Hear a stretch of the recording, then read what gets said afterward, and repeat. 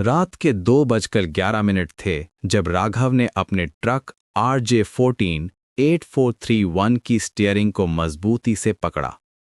18 साल से ट्रक चलाने वाला ये आदमी मरघट रोड पर अकेला था, जहां सिर्फ उसके हेडलाइट्स की रोशनी ही दिखाई दे रही थी। इस सड़क का नाम ही इसकी कहानी बयान करता था, मरघट रोड, जहां जिंदगी और मौत के बीच की पतली लकीर धुंधली हो जाती थी। ये वो सड़क थी जिसके बारे में हर ट्रक ड्राइवर जानता था, लेकिन कोई भी रात में अकेले जाना पसंद नहीं करता था। राघव हमेशा कहता था, जो दिखता है वही सच है। भूत प्रेत की कहानियों पर वो जोर से हंसता था और अपने साथी ड्राइवरों से कहता था, अरे यार, ये सब बकवास है। मैंने 18 साल में हर तरह की सड़क देखी है, हर तरह का रास्ता, कभी कुछ नहीं हुआ। उसका ये कॉन्फिडेंस उसकी पहचान था। दूसरे ड्राइवर उससे कहते थे कि मरघट रोड पर रात में अजीब चीजें होती हैं, लेकिन राघव हमेशा हंसकर टाल देता था। लेकिन आज रात कुछ अलग था। हवा में एक अजीब सी खामोशी थी, जैसे पूरी दुनिया सांस रोककर कुछ इंतजार कर रही हो। ट्रक का रेडियो भी आज अजीब आवाजें निकाल रहा था। कभी कभी स्टैटिक की आवाज आती, कभी कोई धुंधली सी आवाज जो समझ में नहीं आती थी। राघव ने कई बार रेडियो को ठीक करने की कोशिश की, लेकिन कुछ खास फायदा नहीं हुआ। शायद यहां नेटवर्क की प्रॉब्लम है, उसने सोचा। लेकिन दिल में कहीं एक अजीब सी बेचैनी हो रही थी। ये वो फीलिंग थी जो उसने पहले कभी महसूस नहीं की थी, जैसे कोई इनविजिबल प्रेजेंस उसके साथ चल रही हो। सड़क के दोनों तरफ घने पेड़ थे, जो रात के अंधेरे में किसी राक्षस के हाथों की तरह लग रहे थे। हवा में एक अजीब सी गंध थी, न तो फूलों की, न ही मिट्टी की।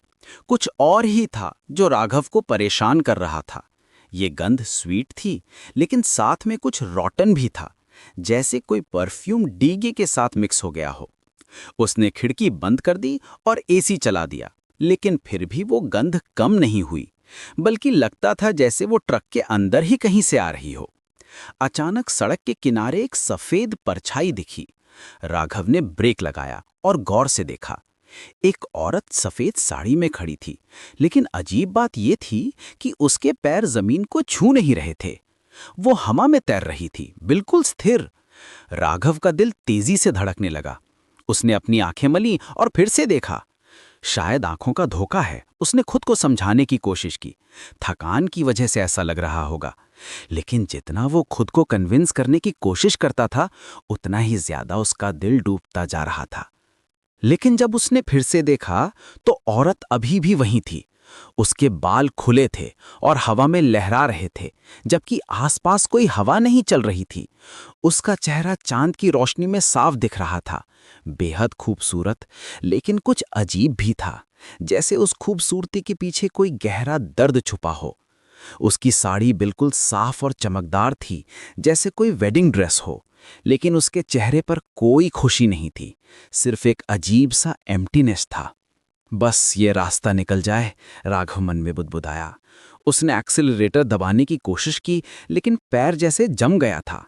इंजन की आवाज भी अलग हो गई थी, कम पावरफुल, जैसे कोई उसकी एनर्जी ड्रेन कर रहा हो। औरत ने धीरे से हाथ हिलाया। उसकी मूवमेंट बिल्कुल स्मूथ थी, जैसे वो पानी के अंदर तैर रही हो। राघव के गले में कुछ अटक गया। उसने कई बार गल्प किया, लेकिन मुंह सूखा रह गया। फिर भी उसने हिम्मत जुटाई और खिड़की खोली। ये डिसीजन उसकी जिंदगी की सबसे बड़ी गलती साबित होने वाली थी। ठंडी हवा का झोंका अंदर आया, लेकिन ये कोई सामान्य ठंडक नहीं थी। ये वो ठंडक थी जो हड्डियों तक पहुंच जाती है, जो रूह को कंपा देती है। राघव की आवाज में हल्की घबराहट थी जब उसने पूछा, कहाँ जाना है? उसकी आवाज बैरली ऑडिबल थी, जैसे कोई विस्पर हो। औरत ने अपना चेहरा राघव की तरफ घुमाया।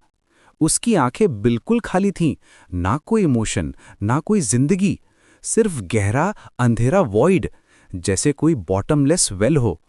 उसने धीमी आवाज में जवाब दिया, जहां ट्रक रुकता नहीं।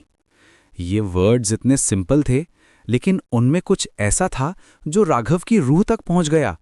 ये सुनते ही राघव के रोंगटे खड़े हो गए। पूरे शरीर में एक अजीब सी सिहरन दौड़ गई। ये कैसा जवाब था? कौन सी जगह है जहां ट्रक रुकता नहीं? उसने कई बार सोचने की कोशिश की, लेकिन कुछ समझ नहीं आया। फिर भी ना जाने क्यों उसका हाथ दरवाजे के हैंडल पर चला गया, जैसे कोई इनविजिबल फोर्स उसे कंट्रोल कर रही हो। नहीं राघव, ये गलत है। उसके दिमाग में एक आवाज आई, कुछ तो गड़बड़ है। लेकिन उसका हाथ कंट्रोल में नहीं था, जैसे कोई और उसे कंट्रोल कर रहा हो। उसने दरवाजा खोला और औरत बिना कोई आवाज किए अंदर आ गई। उसके फीट ग्राउंड को टच नहीं कर रहे थे, जैसे वो फ्लोट कर रही हो। जैसे ही औरत ट्रक के अंदर आई, माहौल पूरी तरह बदल गया। उसका चेहरा पास से देखने में और भी डरावना लग रहा था। त्वचा बिल्कुल पीली थी, जैसे उसमें खून ही ना हो। आंखें बिल्कुल खाली और गहरी थीं, जैसे दो काले गड्ढे हों। जब वो बैठी तो सीट पर कोई दबाव नहीं पड़ा, जैसे वो हवा से बनी हो। राघव को रियलाइज हुआ कि वो कोई नॉर्मल पैसेंजर नहीं है। राघव ने कांपते हाथों से इंजन स्टार्ट किया।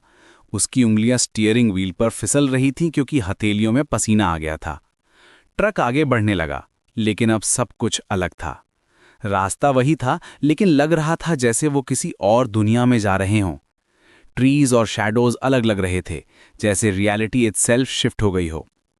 अचानक ट्रक के अंदर ठंडक फैलने लगी, पहले हल्की सी, फिर तेज। इतनी ठंडक कि राघव की सांस दिखने लगी। एसी तो बंद था, फिर ये ठंडक कहाँ से आ रही थी? उसने हीटर चलाने की कोशिश की, लेकिन कुछ फायदा नहीं हुआ। ठंडक बढ़ती ही गई। ये वो ठंडक थी जो अंदर से आती है, जो बोन्स को फ्रीज कर देती है। राघव के दांत किटकिटाने लगे। उसने जैकेट पहनने की कोशिश की, लेकिन ठंडक कपड़ों के अंदर तक पहुंच रही थी। ये कोई सामान्य ठंडक नहीं थी, ये वो ठंडक थी जो अंदर से आती है, जो आत्मा को जमा देती है। उसकी ब्रेथ विजिबल हो गई थी, जैसे कोई फ्रीजर के अंदर हो। ये क्या हो रहा है? राघव ने खुद से पूछा, लेकिन आवाज बैरली निकली। गला सूख गया था और होंठ कांप रहे थे। तभी एक धीमी आवाज आई, जो हवा में तैर रही थी। पीछे मत देखो। ये आवाज कहीं से भी नहीं आ रही थी, जैसे एयर इटसेल्फ बोल रही हो। राघव का खून सूख गया। ये आवाज कहाँ से आई थी? औरत के मुंह से तो नहीं आई थी, क्योंकि उसके होंठ हिले ही नहीं थे। आवाज जैसे ट्रक की दीवारों से, हवा से, हर तरफ से आ रही थी।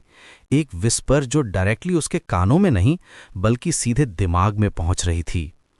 ये कोई नॉर्मल साउंड नहीं थी, ये कुछ सुपरनैचुरल था। राघव की नेचुरल इंस्टिंक्ट थी कि वो रियर व्यू मिरर में दिखे, लेकिन वो आवाज फिर आई, इस बार और तेज। पीछे मत देखो। उसने अपनी आंखें सामने रखने की कोशिश की, लेकिन क्यूरियोसिटी और डर का मिश्रण उसे पागल बना रहा था। उसका दिमाग कह रहा था कि पीछे देखना डेंजरस है, लेकिन उसकी आंखें ऑटोमैटिकली मिरर की तरफ जा रही थीं। आखिरकार उससे रहा नहीं गया। उसने धीरे से रियर व्यू मिरर में देखने की कोशिश की, लेकिन वहां सिर्फ अंधेरा था, गहरा काला अंधेरा जो मिरर को पूरी तरह ढक रहा था। औरत गायब थी, लेकिन उसकी प्रेजेंस अभी भी महसूस हो रही थी। हवा में उसकी खुशबू थी, फूलों की नहीं, बल्कि कुछ और, कुछ जो मृत्यु से जुड़ा था। एक स्वीट सिकनिंग स्मेल जो उसके स्टमक को चर्न कर रही थी।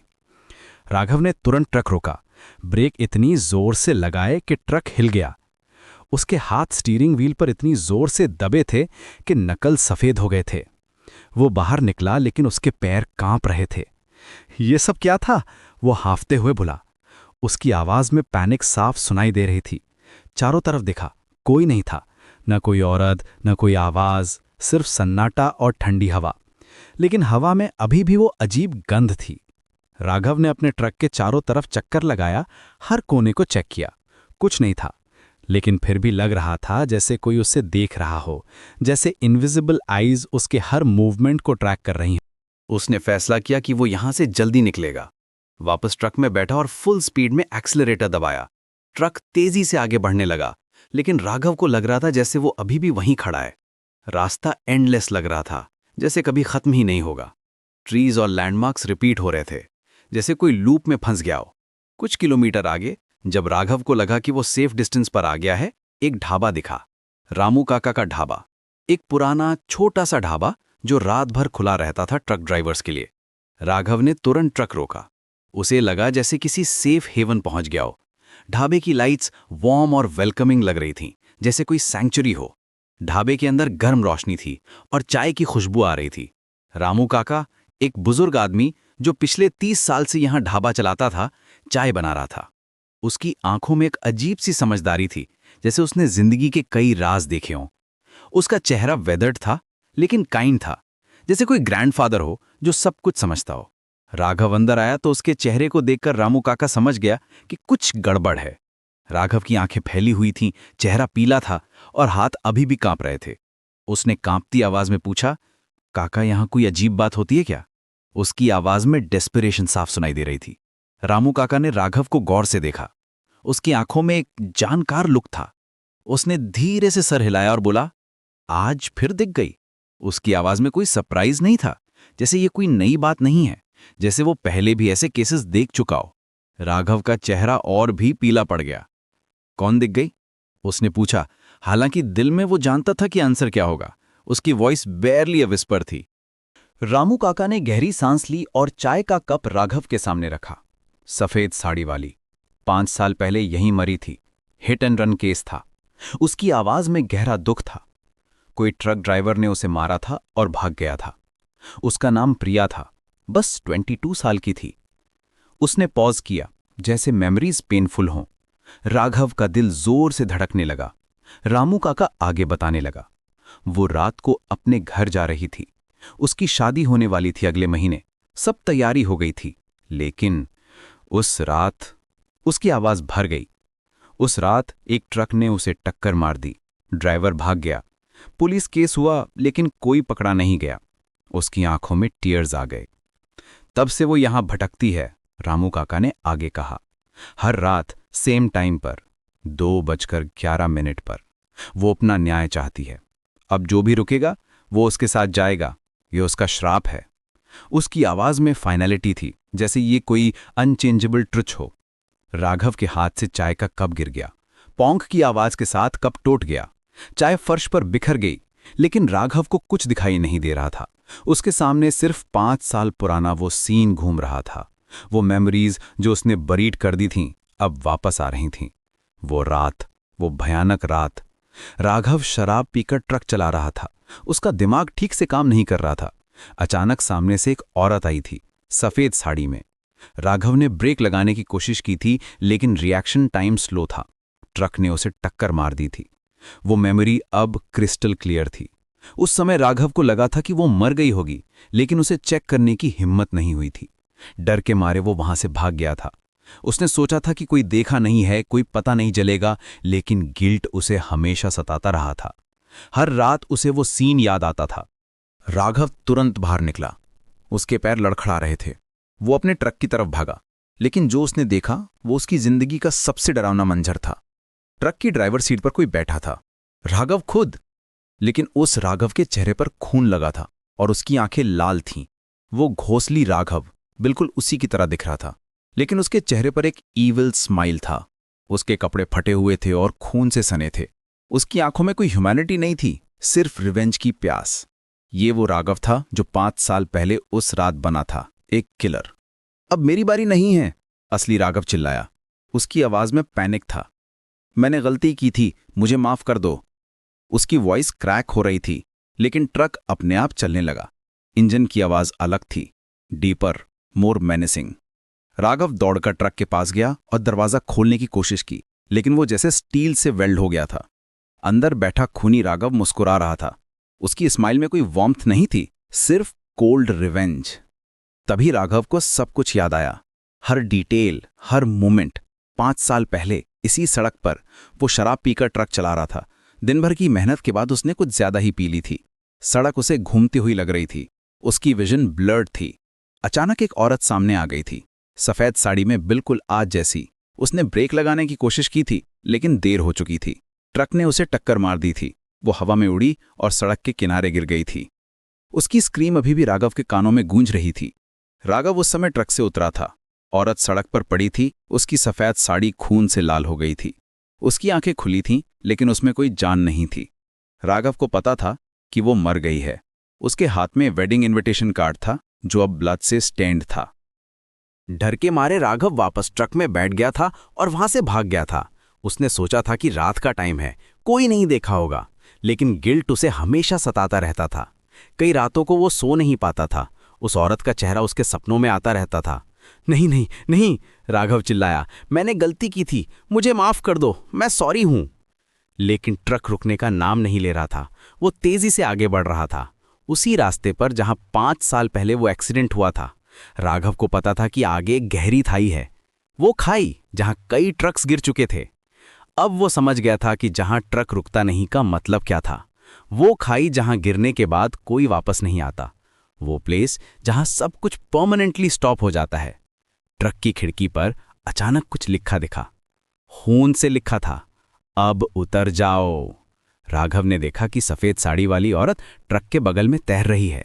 उसका चेहरा अब साफ दिख रहा था। वो वही औरत थी जिसे राघव ने 5 साल पहले मारा था, लेकिन अब उसका चेहरा अलग था। उसकी आंखों में सिर्फ गुस्सा और रिवेंज था। उसकी सफेद साड़ी पर अभी भी खून के धब्बे थे। वो बिल्कुल वैसी ही लग रही थी जैसी उस रात मरते समय लगी थी। उसके फेस पर वो पेन अभी भी फ्रोजन था। मुझे माफ कर दो, मैं गलत था, राघव रोते हुए बोला। उसकी आवाज में जेन्युइन रिग्रेट था। मैं डर गया था, मैं यंग था, मुझसे गलती हुई। उसके टीयर्स जेन्युइन थे, लेकिन बहुत देर हो चुकी थी। लेकिन औरत ने सिर्फ मुस्कुराया, एक ठंडी डरावनी मुस्कान। उसकी स्माइल में कोई फॉरगिवनेस नहीं थी। 5 साल का इंतजार, 5 साल का गुस्सा, 5 साल की तड़प, सब कुछ उस स्माइल में था। उसकी आईज में वो पेन था जो डेथ के बाद भी हील नहीं हुई थी। ट्रक अब खाई के बिल्कुल पास था। राघव ने आखिरी बार कोशिश की कि वो ट्रक को रोक दे। उसने स्टीयरिंग व्हील को जोर से घुमाने की कोशिश की, ब्रेक लगाने की कोशिश की, लेकिन कुछ नहीं हुआ। ट्रक का कंट्रोल पूरी तरह उस घोस्ट के पास था। वो अब सिर्फ एक पैसेंजर था अपनी ही डेथ राइड में। प्लीज, मेरी फैमिली है, मेरे बच्चे हैं, राघव की आखिरी गुहार थी। लेकिन औरत की एक्सप्रेशन नहीं बदली।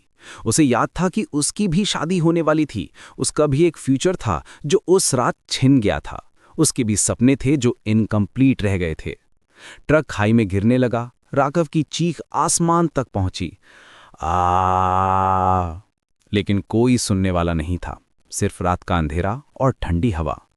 ट्रक खाई में गिरता गया। नीचे सिर्फ अंधेरा था, गहरा अंधेरा जो सब कुछ निगल जाता था। अगली सुबह जब पुलिस आई तो उन्होंने खाई में ट्रक देखा।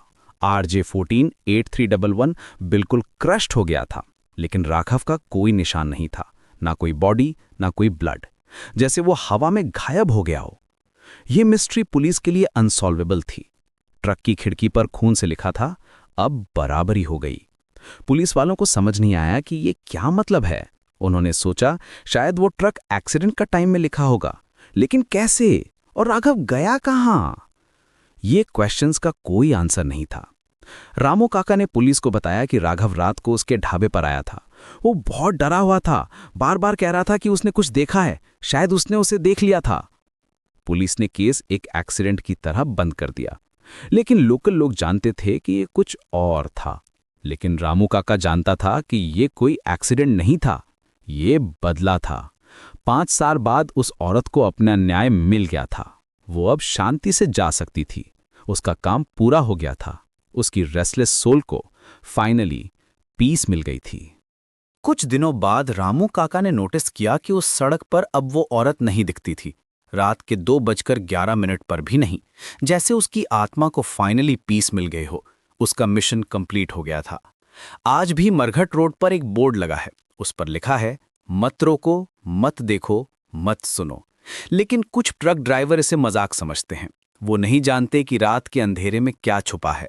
वो नहीं जानते कि कुछ स्पिरिट्स को जस्टिस मिलने तक चैन नहीं आती। कहते हैं कि अब भी कभी कभी उस सड़क पर सफेद साड़ी वाली औरत दिखती है, लेकिन अब वो किसी को नुकसान नहीं पहुंचाती। उसका काम पूरा हो गया है। राघव को उसकी सजा मिल गई है।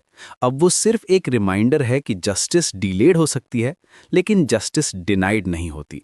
लेकिन फिर भी अगर आप कभी रात में मरघट रोड से गुजरें तो याद रखिएगा, अगर कोई सफेद परछाई हाथ हिलाए तो रुकिएगा मत, क्योंकि कुछ सफर आखिरी होते हैं और कुछ कर्जे जिंदगी भर पीछा करते हैं। कुछ गलतियों की सजा इस जन्म में मिलती है, कुछ की अगले जन्म में, लेकिन सजा मिलती जरूर है। राघव की कहानी एक सबक है। गलत काम का नतीजा हमेशा बुरा होता है, चाहे वो 5 साल बाद आए या 50 साल बाद। न्याय देर से आता है, लेकिन आता जरूर है, और जब आता है तो पूरा आता है। कोई एस्केप नहीं होता, कोई छुपने की जगह नहीं होती। आज भी अगर आप उस खाई के पास जाएं तो वहां एक पुराना ट्रक दिखेगा, RJ 148431। उसकी